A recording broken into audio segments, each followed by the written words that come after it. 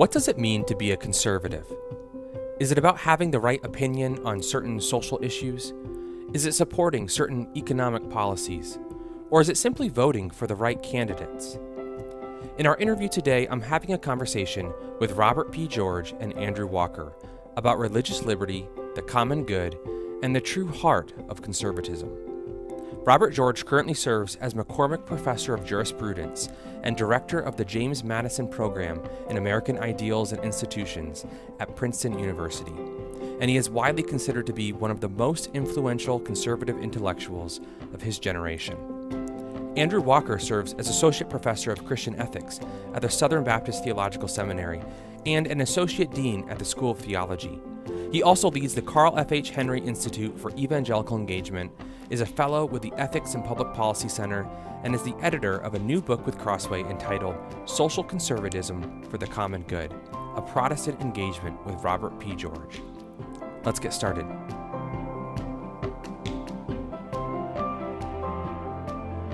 Well, Robert and Andrew, thank you so much for joining me on the Crossway podcast today. Matt, it's good to be with you. It's a pleasure to be on. Thank you. Robbie, so you're widely considered to be one of this generation's leading conservative thinkers. I don't know how that makes you feel to hear someone articulate it like that, but I think that's fair to say that's a general way of thinking about you. And your list of credentials is pretty robust, and I just wanted to know a few highlights for those who don't know you already. You hold multiple degrees from Harvard and Oxford. You served as chairman of the U.S. Commission on International Religious Freedom, on the President's Council for Bioethics, and on the U.S. Commission for Civil Rights. And maybe most notably, most impressively, you are an accomplished banjo player. And I've taken some time to watch some videos on YouTube, and you are very good. It's quite impressive, that bluegrass. But so you've got these conservative credentials. You are a true conservative. You know what that means, and you've got the letters to prove it.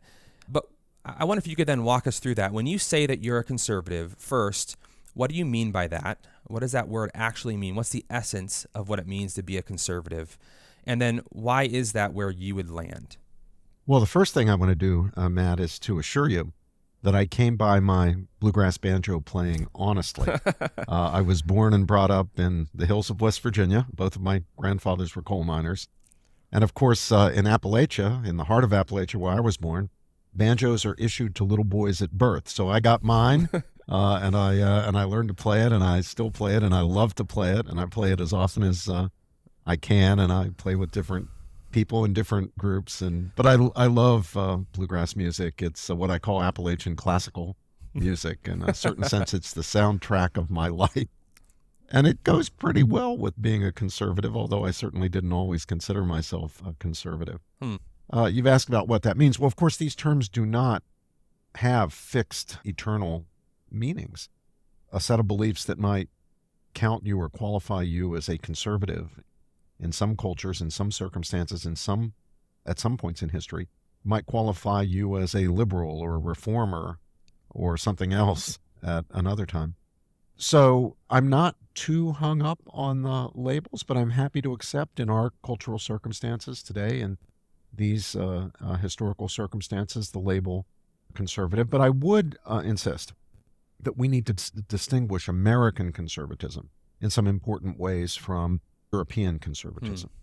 American conservatism is not the blood and soil or throne and altar conservatism of old Europe, the Ancien Regime, and so forth.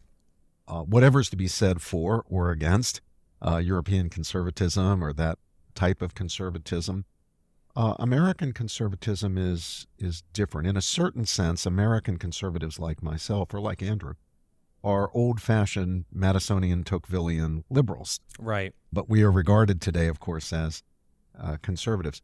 Well, that raises an important question. If we do not build our national unity, for example, or support the idea of building our national unity around a common religion, or ethnic background, or history, or specific culture, then what is the foundation of our unity? Around what do we integrate ourselves as a people, and what do conservatives support as the foundation and matrix of our unity? And there we American conservatives say, It is the principles of the Declaration of Independence and the Constitution. We believe our nation should be united around that common set of principles, not blood and soil, not common ethnicity or race or heritage or language. I think it's good to have a common language, and I support the idea of everyone learning English, whatever other languages we learn.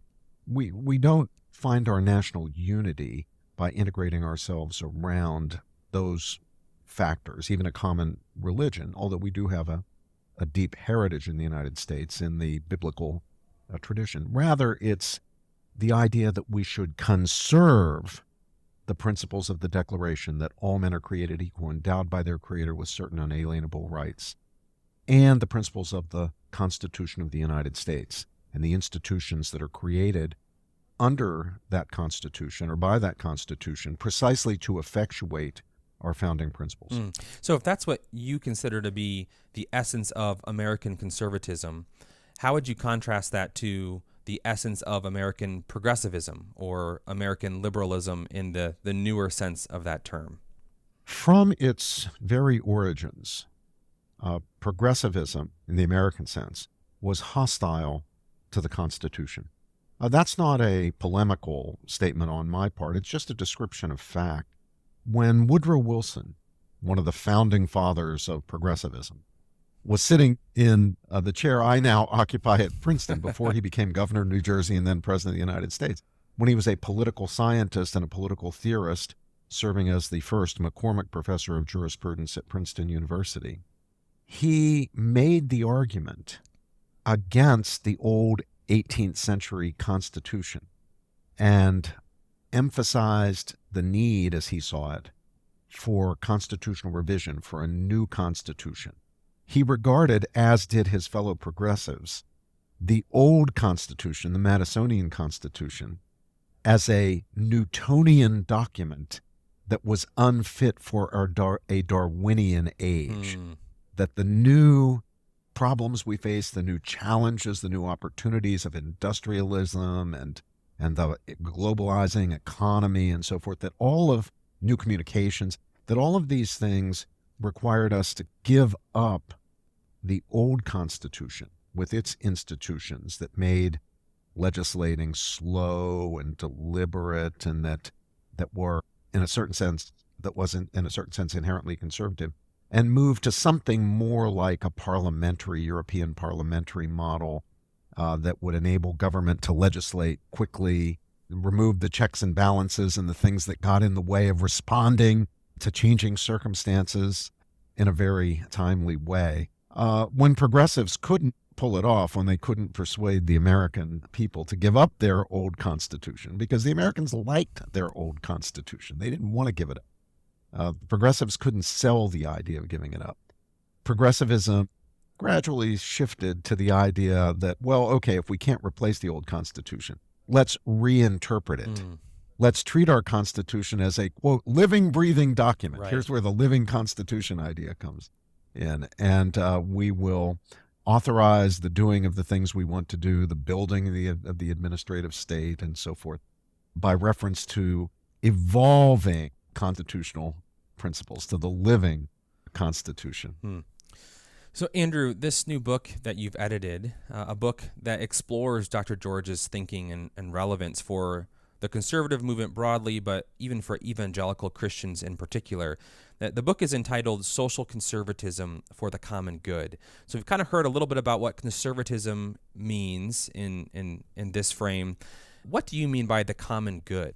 The common good it's a concept that is more traditionally heard in Catholic circles, but I actually am beginning to hear it quite frequently in Protestant circles at this point. And the common good is the basic concept that the task of government is to pursue the common good.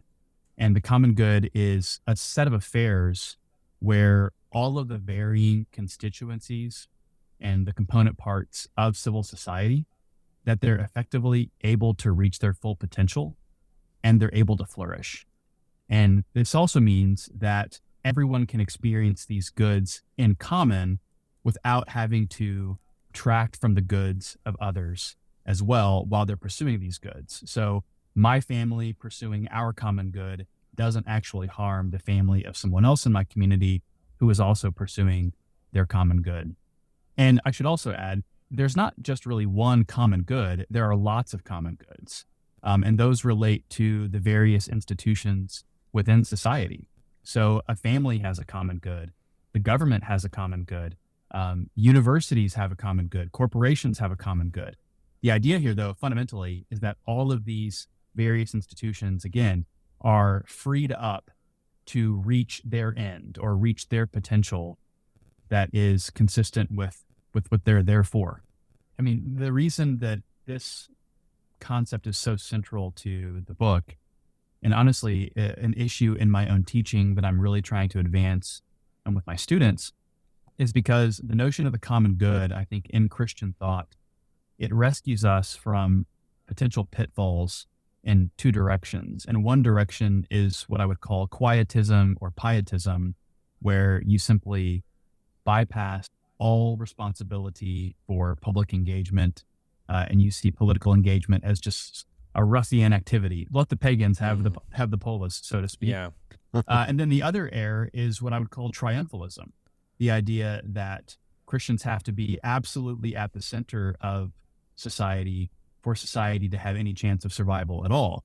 And what I think the common good tradition allows us to understand is when Christians do engage, and I think we're called to engage because of these basic goods that we think that reason can grasp at some level.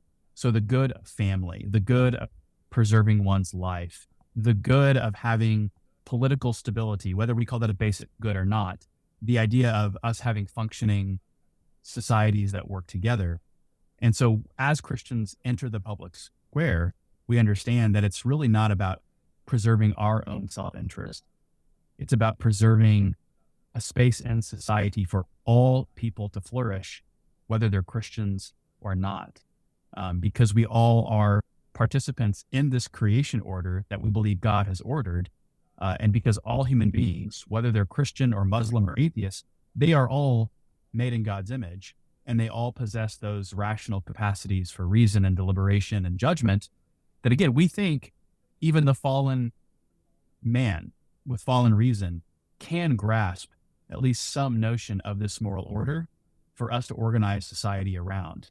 And so I think this is really a huge pillar for us to recapture, maybe perhaps for the first time in a Protestant context, and apply it to our political thought. Yeah, because Andrew, I'm struck by how that conservative vision of the common good is so much more nuanced, so much more robust, so much more, frankly, others-focused than conservatives are often portrayed as. We're portrayed as capitalists who are all about ultimately serving yourself, greed for yourself. What do you think is behind that maybe misconception or mispresentation of a conservative view towards these things? Well, I mean, look at the silliness right now that we're having culturally around this Christian nationalism conversation. Now, rightly defined, I think something like Christian nationalism does exist, and it is problematic. The problem, though, right now is that I'm noticing the terminology getting more narrowed to the point where if you're a conservative Christian and you believe in any type of normative claim that society is obligated to honor and respect, such as the dignity of the unborn, that's a normative claim, issuing, we think, from eternal law that God orders, but is also written in revealed scripture, that is now going to earn you the title Christian nationalist in our culture. And so, again, anytime you have normativity or moral obligation into the conversation, you're going to be painted as some type of theocrat or Christian reconstructionist. And I think that's why the common good paradigm is helpful, because it's saying to broader audiences, whether they hear us or not, that no, actually, the truths that we are trying to order society around and the truths that we think law should recognize are truths that we think every single person stands to benefit from. And that's the core idea behind natural law theory, and something that you, Robbie, have dedicated your career to advancing in the public square.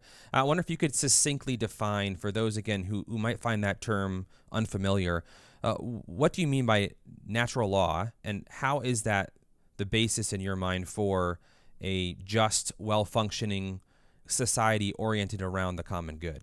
When Martin Luther King, the great civil rights activist, was thrown into jail in Birmingham, Alabama, in the early 1960s for parading without a permit in a circumstance where he had brought people down with him to Birmingham to demonstrate against the terrible, unjust Jim Crow system and segregation system, he felt that he had to give an account of himself.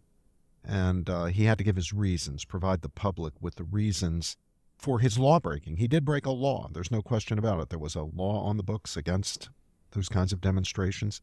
He broke the law, so he needed to explain why he broke the law, to justify his lawbreak. So he wrote the letter from the Birmingham jail ostensibly to some religious leaders who had criticized his lawbreaking. But he especially felt he needed to do that because he himself had called for obedience to law when Southern states were resisting the Supreme Court's ruling desegregating the schools just a few years earlier in the famous case of Brown against the Board of Education. Now, King, in making the case to justify his act of civil disobedience, said we need to distinguish between two types of law, just law and unjust law. He said, I agree that just law needs to be obeyed. We have not only a legal obligation, by definition, to obey a just law, we also have a moral obligation. He's here noting that law can create moral obligation even where moral obligation doesn't exist.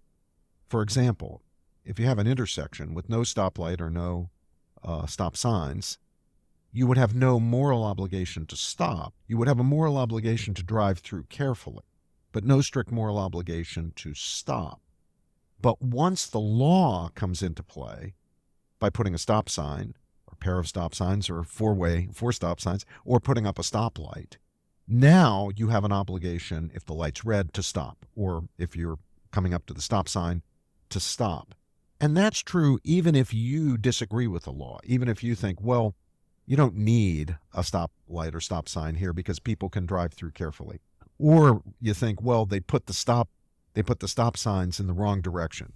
They put them east-west rather than north-south at this intersection. You still have a moral obligation because the law, whether you like it or not as a law, whether you think it's expedient or prudent or valuable, it's not unjust. It's a just law.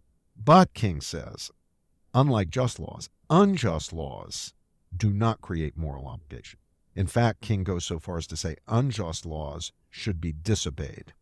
Now, on that, he's right sometimes, but for complicated reasons that are articulated by lots of other thinkers, that's not always true. Sometimes you don't have an obligation to obey an unjust law, but we needn't get into that here.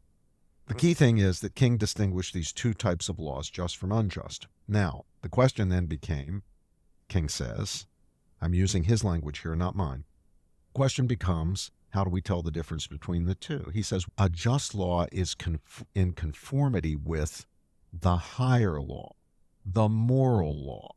His term now, the natural law. And an unjust law is out of conformity with this higher law, the natural law, and ultimately the law of God, who's responsible for all normativity. The natural law has always historically been understood, going all the way back to the Greeks and Romans, even before Christianity emerges, as the law accessible to human reason regarding moral obligation. What is right and wrong, not as a mere matter of convention, but what is right and wrong as a matter of nature. What our natural human reason, unaided even by revelation, though revelation can be profoundly illuminate even of the natural law, but still, what can be known even apart from revelation is the natural law. St. Paul recognizes such a law. He doesn't use the term natural law, but he recognizes precisely what Aristotle or Aquinas would understand as right by nature or natural law. when he says that there is a law in the letter to the Romans, that there's a law written on the hearts even of the Gentiles who don't have the law of Moses. Now, how do these Gentiles know some things? Not everything they would know if they had the law of Moses, but they know some stuff, some things about what's right and wrong. They know that gratuitously killing somebody is wrong. They know that lying to defraud somebody is wrong. They know that stealing another person's wife is wrong. How do they know that? And Paul says it's because, in addition to the law of Moses, the religious law, the revealed law, there is the law written on the hearts even of the Gentiles. And by reference to that law, they can be held accountable even in judgment, even in God's own judgment. So that's what we mean by the natural law, what is right by nature and not just by convention, what we can know by our natural human reason, which may then again be supplemented by revelation, but can be known even apart from God's revelation in Scripture. So, Andrew, in this new book, Carl Trueman writes a chapter where he explores the intersection of faith and reason when it comes to some of the ideas that Robbie has just articulated here. And he actually, in that chapter, he questions the effectiveness of this approach that Robbie is advocating for when it comes to reasoning in the public square about what's good and what should be done and what shouldn't be done.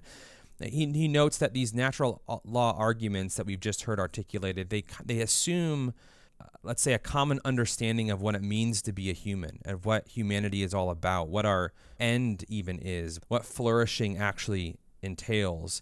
And those things seem like they are increasingly debated and questioned in our culture today. What is a human, and what is human flourishing? And so Trueman concludes by writing, the framework of public discourse in which George has operated is rapidly coming to an end if it is not already ended. So how would you respond to that? We might call that a rather pessimistic outlook on natural law theory being a viable way to engage the culture going forward. It's a very Carl Trueman take, and I love Carl. I think I would say a couple things. Just because the natural law may find less purchase in our society doesn't make the claims of the natural law any less true. In fact, I think it produces an incumbency upon us to be more fulsome in articulating these truths and the consequences of violating these truths. And I think we should also clarify that when we speak of the natural law tradition is not trying to solve every last ethical dilemma under the sun. It's referring to these, again, basic foundational truths. Particularly right now, we're thinking about perhaps what is a man and what is a woman. And interestingly enough, where you see some of the strongest objections to the transgender movement right now are from non-Christians, are from secularists.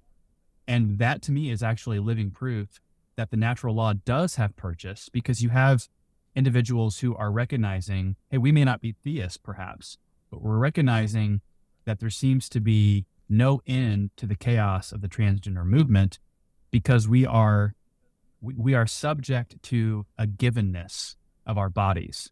One of my favorite terms around the natural law is ineluctability. It means we are constrained by the realities of our biology and by our createdness that we can't transcend, and if we do, it leads to utter foolishness.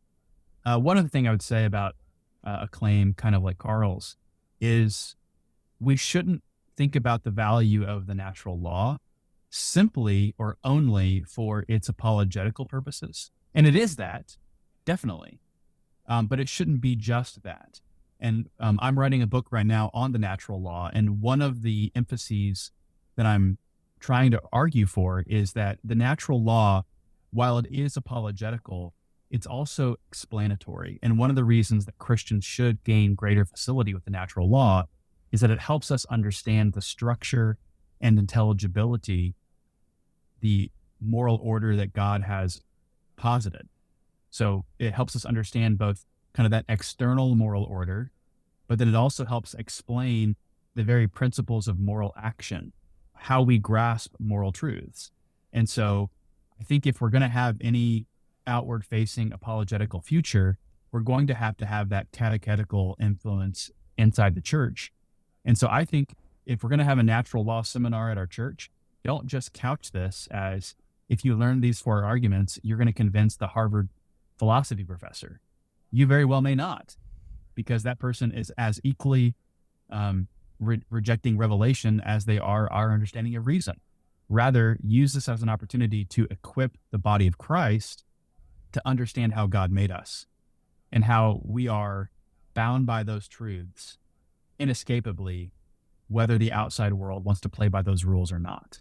For us to remember as Christians that we have a duty to tell the truth to the world, regardless if the world listens to us or not.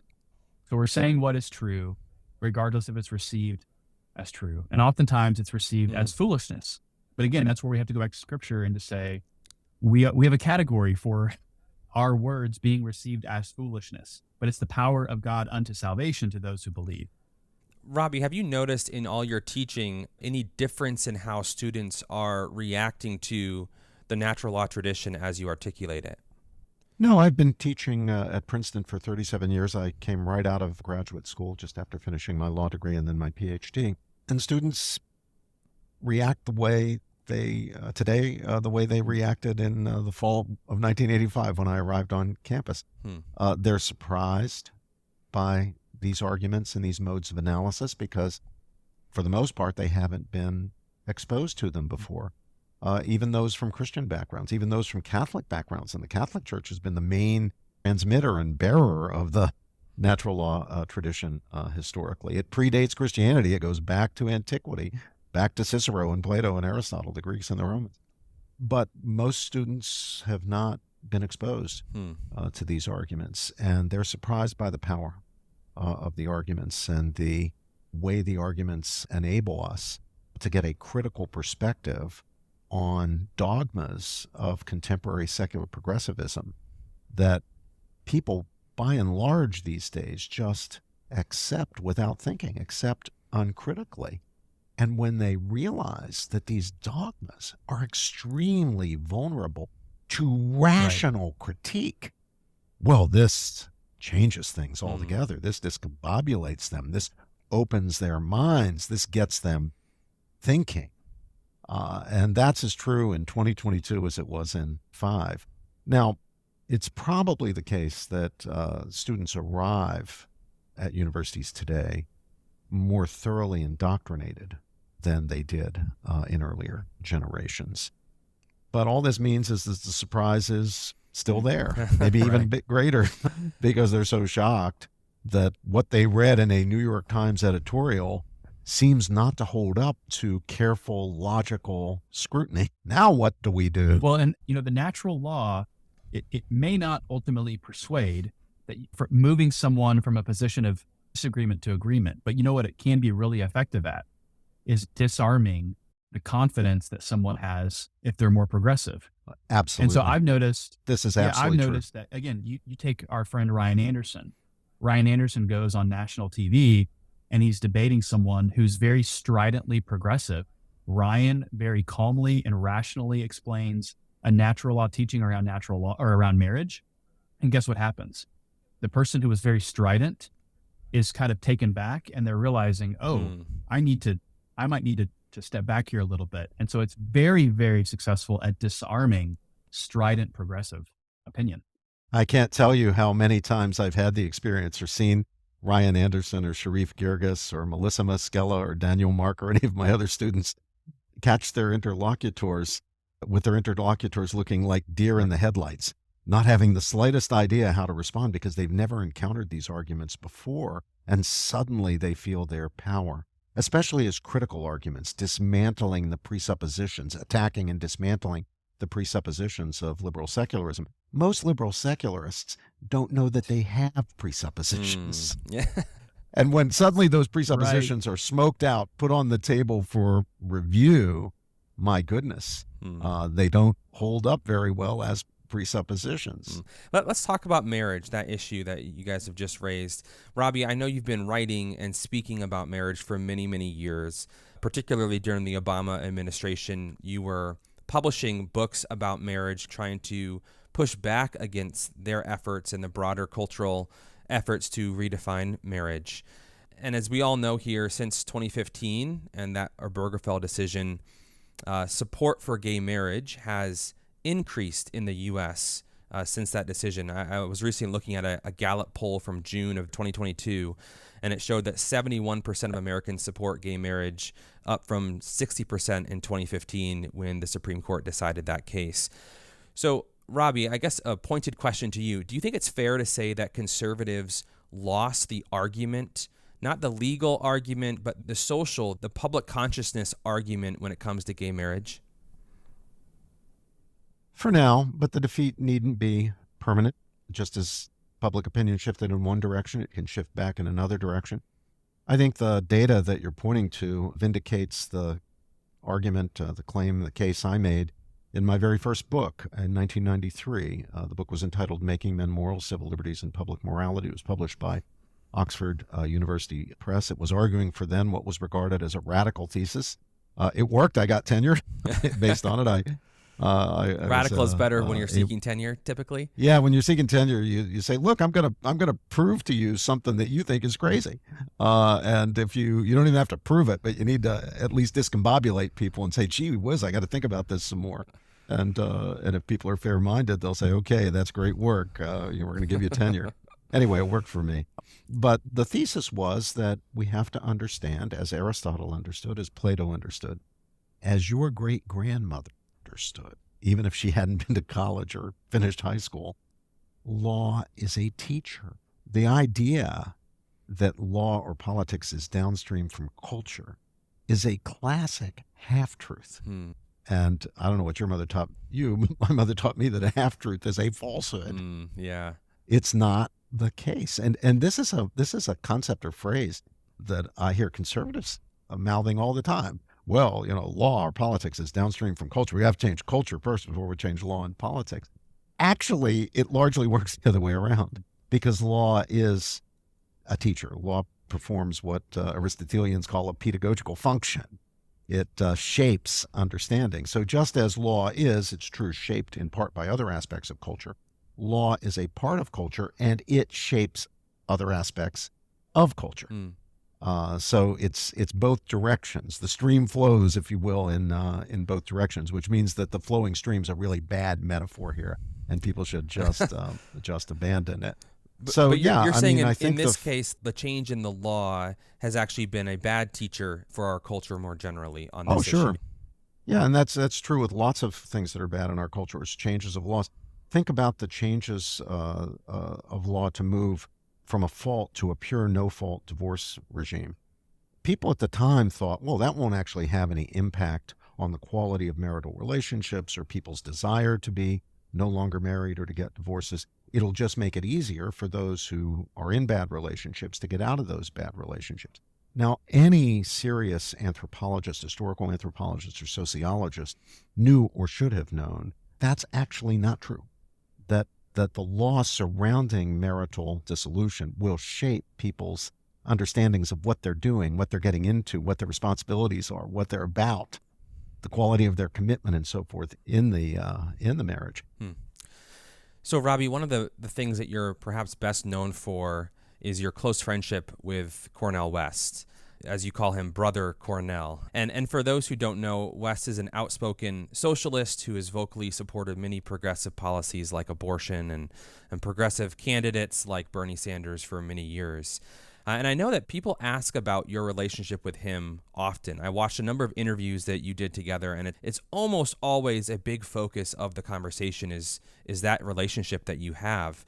I wonder if you could speak to why you think it is that your relationship, your friendship with West is such an interesting thing for so many people today.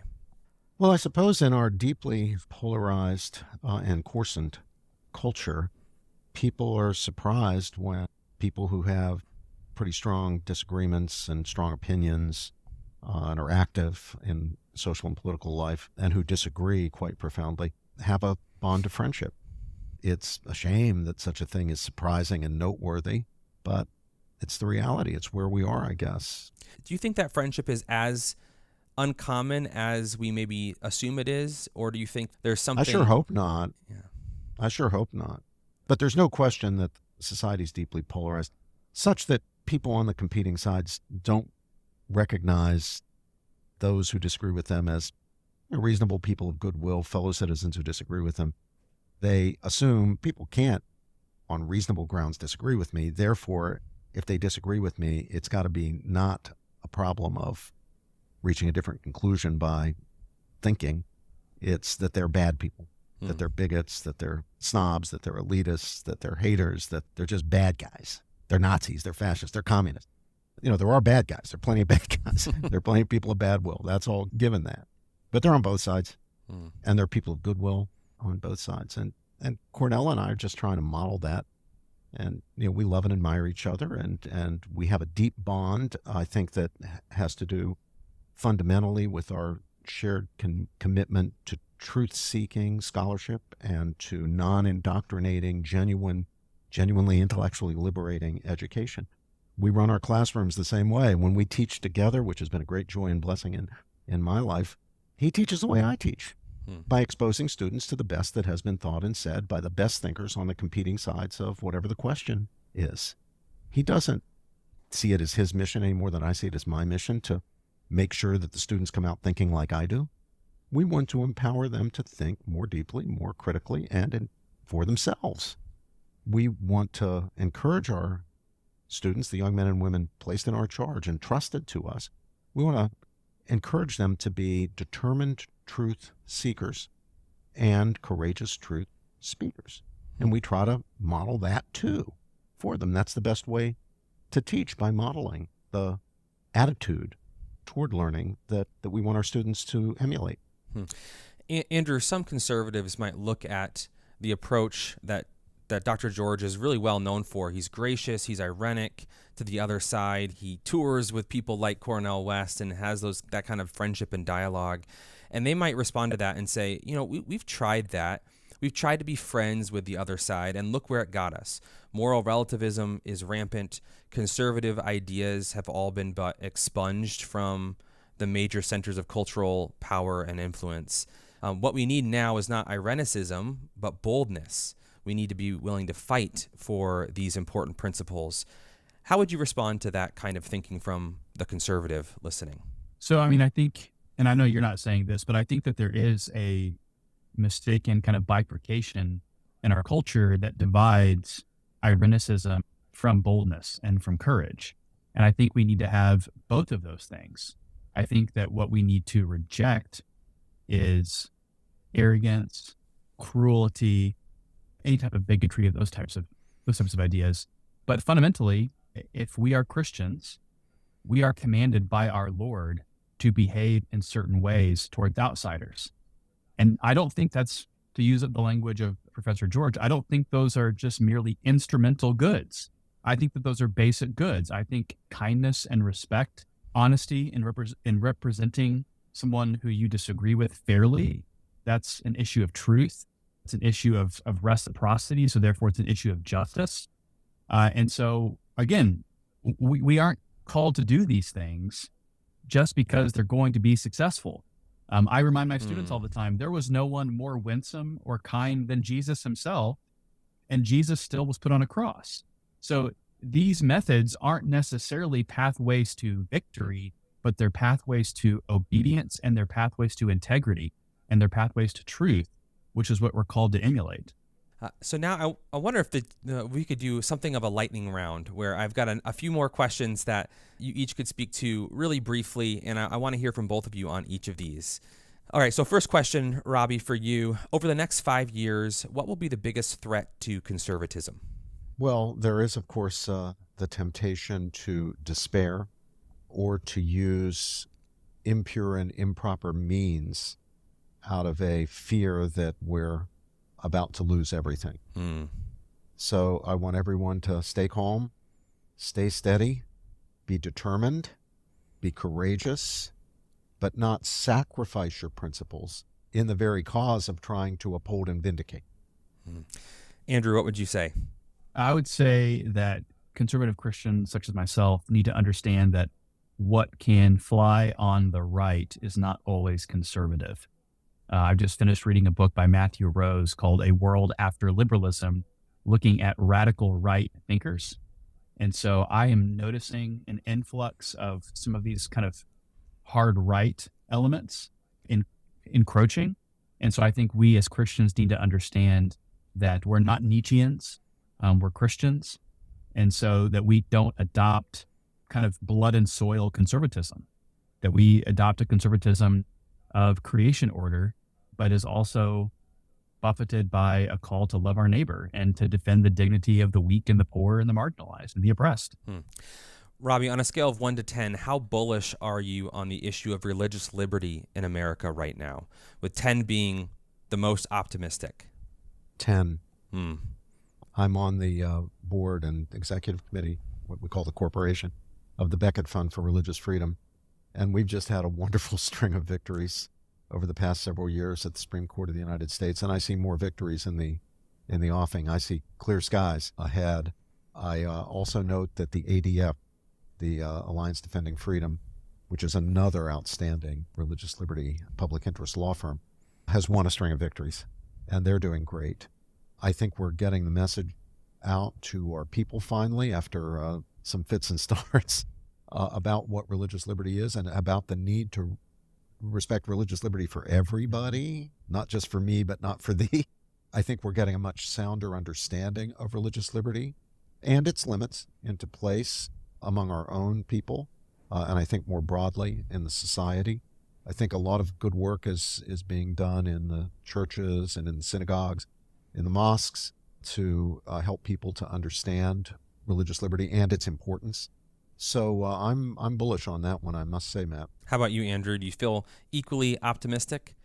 Generally, yes. On the legal side, definitely.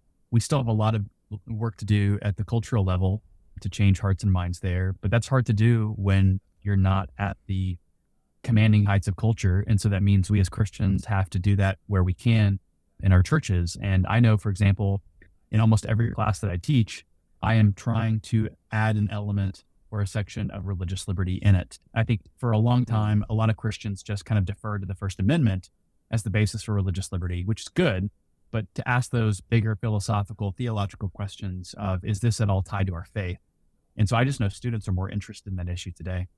Andrew, a decade from now, will we look back on the Supreme Court's overturning of Roe v. Wade as a net positive for the conservative movement or a net negative?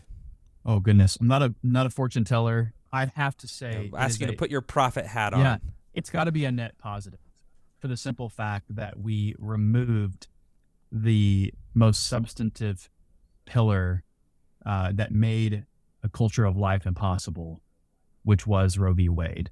And so that's no longer etched into our constitutional law. We all know that doesn't solve the problems at the state level. We've got to have 50 battles now, but it took 50 years to dislodge something that was poisonous to our culture and to our law. That has to be a win. Robbie, how about you? Any political act, any judicial decision, anything that any of us does that promotes and advances the principle of the profound, inherent, and equal dignity of each and every member of the human family is a net plus, a huge net plus. No matter what else is to be said about it, no matter what other challenges it brings to center stage, it is a net plus. Because that principle is at the very foundation of all ethics and of any sound civilization. And we're blessed in our culture to still have as our heritage the great Jewish insight that then is taken abroad and transmitted by the Christian tradition. That is the concept of the human being as a creature created in the very image and likeness of God, in the very image and likeness of the divine creator and ruler of all that is. If that insight is indeed an insight, if that is true, if what we're told in Genesis 1 is true, then we all are bearers of profound, inherent, and equal dignity. It doesn't matter our race, our ethnicity, our sex, anything else about us, our age, our size, our stage of development, our condition of dependency, our location, our culture, doesn't matter. We all are bearers of that dignity and deserve the respect, the honor that we pay to people when we preserve and protect that dignity. So to me, it's a huge plus. Couple more questions. Andrew, has the transgender movement peaked yet? I think we're getting very close to the peak. When I wrote my first edition of my book in 2017, I thought we'd be having a 100-year conversation around this. And I have a second edition of my transgender book that came out in or early 2022. And I think that the pace of acceleration around the unsustainability of this issue and the patent injustices, unfairnesses that we're seeing result from it is leading to massive questioning. When you had, I forget the gentleman's name, but when you had Leah Thomas win the NCAA swimming competition, and this gentleman is standing on the podium in the first place, and then you have other females, much smaller framed in the picture as well. Truth speaks for itself. Reality speaks for itself. In fact, I remember I heard from Professor George years ago that he thinks that in the future, we're going to look back on what we have done to gender confused individuals in the same way of shock and aghast and disbelief like we did with eugenicist medicine in the early 20th century. And so I do think that we're reaching a breaking point. Whether we've at the top, I don't know, but we are seeing the unsustainability of this project play out in real time. And it's going to create a cast of victims that we should have great compassion and sympathy for, and where the church is going to have to do good ministry to as well. Robbie, regardless of whether or not we've peaked or not, are you surprised by how far that movement has gone in our culture, how much purchase it has had in our culture up until this point? Well, I am surprised that it unfolded as quickly as it did, but I'm not surprised that it unfolded. The logic is there. I mean, the premises were established many, many years ago.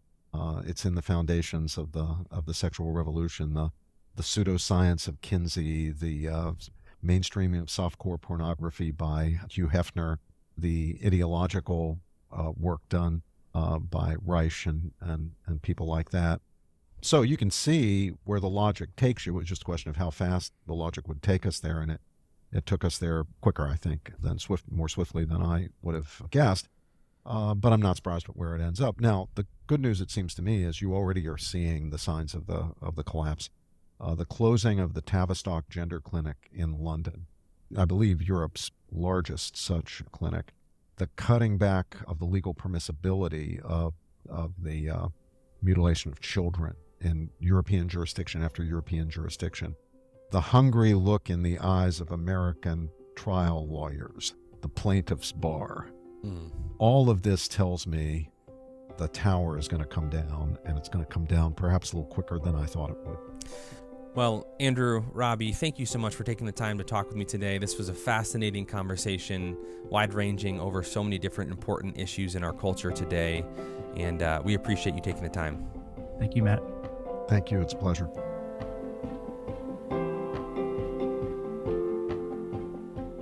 That was Robert George and Andrew Walker on religious liberty, natural law, and true conservatism. For more, be sure to check out the book Andrew edited for Crossway, Social Conservatism for the Common Good, A Protestant Engagement with Robert P. George. Pick up a print copy of the book for 30% off, or get the ebook for 50% off directly from Crossway by visiting crossway.org/plus. That's crossway.org/plus. For more interviews like this, subscribe to the Crossway Podcast on Apple Podcasts, Spotify, or your favorite podcast player. If you enjoyed this episode, consider sharing it with a friend and leaving us a review. That really helps. Crossway is a not-for-profit Christian ministry that exists solely for the purpose of proclaiming the truth of God's Word through publishing gospel-centered content. Visit us today at crossway.org.